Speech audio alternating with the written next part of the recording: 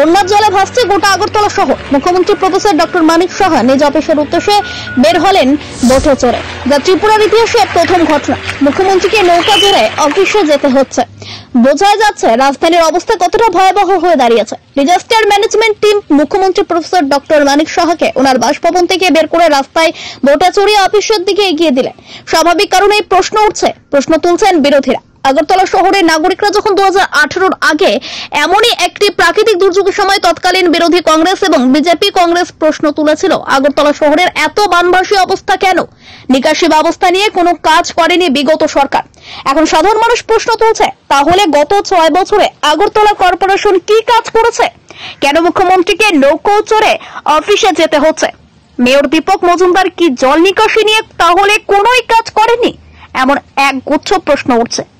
কি বলছেন মুখ্যমন্ত্রী, শুনুন।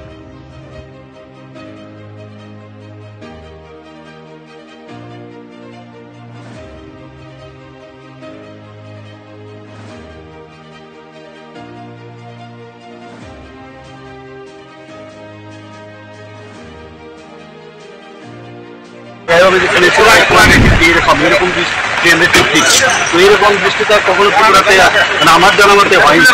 আমরা মানে চারিদিকে কাজ করছে সব জায়গায়। আমি আজকে সকালে আমি আমাদের মাননীয় হোম মিনিস্টারের সাথে কথা বলেছি, কিছু লোকজন পাঠানো যায় উনি বলেছেন দেখছেন এবং করবেন সেটা, এবং এখান থেকে আমরা চিঠিও দিয়েছি।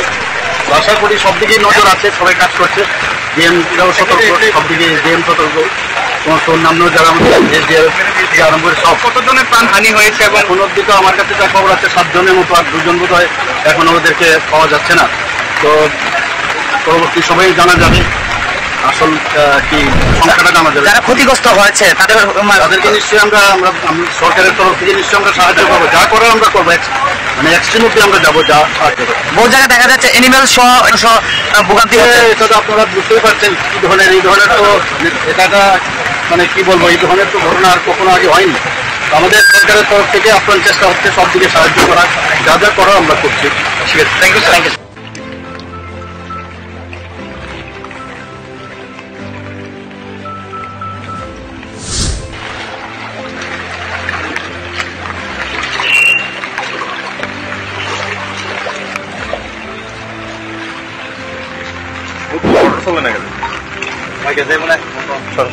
সরো মোটর আনছে তো লাগিয়ে দেবো কথা।